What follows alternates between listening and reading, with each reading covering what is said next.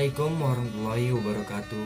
Izin memperkenalkan diri, nama saya Habib Haradi Triputra.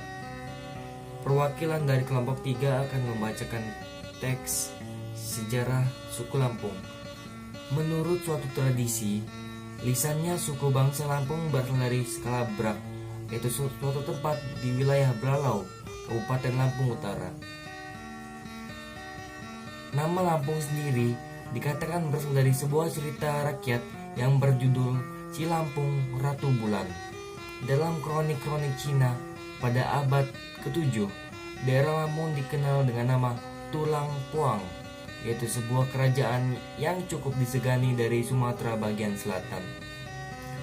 Peninggalan prasejarahnya membuktikan bahwa di Lampung pernah berkembang kebudayaan yang dipengaruhi oleh agama Hindu dan Buddha. Bahkan diduga sebelumnya sudah ada juga kebudayaan megalitik yang lebih tua di daerah itu. Selain prasasti dari masa Sriwijaya, arca-arca Buddha, berbagai keramik Cina dari dinasti Han antara tahun 2000 sampai 220 Masehi, Tang antara 607 sampai 908 Masehi, dan dinasti Ming antara 1868 sampai 1643 Masehi. Juga ditemukan tradisi megalitik yang berbeda dengan kebudayaan materi Hindu-Buddha seperti menhir, dolmen, punden berundak, dan batu tempat pemujaan. Pada masa sekarang, orang Lampung umumnya memeluk agama Islam yang masuk di daerah ini di sekitar abad ke-15. Orang Lampung mengenal dua kelompok adat besar, yaitu adat pepadun dan adat peminggir atau pubian. Selain itu juga dikenal kelompok masyarakat beradat Semendo, adat Ranau, adat Belalau, adat Pegagan, dan adat Ogan. Kelompok adat pepadun umumnya mendiami wilayah Lampung bagian timur dan tengah, dicirikan oleh sistem adat kebangsawanan mereka yang cukup kompleks yang disebut kepunyimbangan. Kelompok adat peminggir umumnya mendiami wilayah bagian barat, dicirikan oleh sistem pelapisan 2 tingkat. Adat ini juga disebut adat sebatin atau saibatin. Baiklah, saya akan menyambung penjelasan dari Imade Narayana, yaitu tentang dua kelompok adat dari suku Lampung.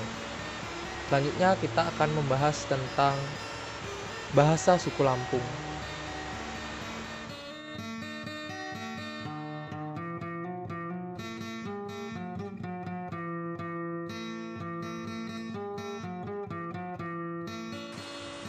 Bahasa suku Lampung.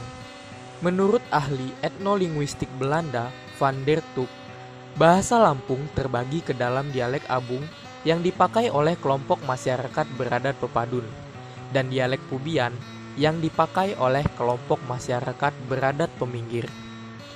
Van Rooyen malah membagi bahasa Lampung menjadi kelompok dialek Nyo dan dialek Api.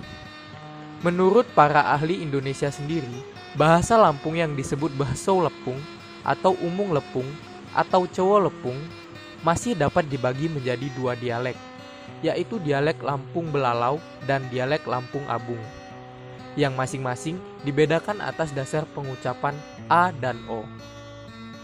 Dialek Lampung Belalau atau dialek A terbagi atas beberapa subdialek, yaitu Jelma Doya atau Sungkai, pemanggilan peminggir, melinting peminggir, dan pubian. Dialek Lampung Abung atau dialek O terbagi atas dua subdialek, yaitu Abung dan Tulang Bawang. Orang Lampung mempunyai aksara sendiri yang disebut surat Lampung atau huruf Lampung, hampir sama dengan tulisan kuno orang Rejang, Serawai, dan Pasemah. Abjad yang dipakai nampaknya mengacu kepada huruf Dewanagari asal dari bahasa Sanskerta. Saya Lelius Kasari, absen 15 dari kelas 12 IPA 4. Mata pencaharian suku Lampung. Mata pencaharian awalnya adalah berladang tebang bakar dan berpindah-pindah serta meramu hasil hutan. Berkat pengaruh masyarakat lain yang datang, kemudian mereka mulai pula mengembangkan sistem pertanian irigasi di sawah-sawah, beternak kerbau, sapi, kambing, dan lain-lain. Pada abad ke-18, mereka mulai pula bertanam tanaman keras seperti kopi, karet, cengkeh, serta rempah-rempah seperti lada dan pala. Pekerjaan berburu binatang liar serta mengumpulkan hasil hutan masih dilakukan oleh sebagian penduduknya. Pada masa kini, untuk mengusahakan kebun-kebun lada, kopi, cengkeh, dan lainnya, mereka mengupah buru-buru transmigran. Sebagian di antara mereka memilih pekerjaan sebagai pegawai pemerintahan atau swasta di kota-kota. Sekian dari kami, terima kasih. Mohon maaf bila ada salah kata atau kata-kata yang kurang berkenan. Assalamualaikum warahmatullahi wabarakatuh.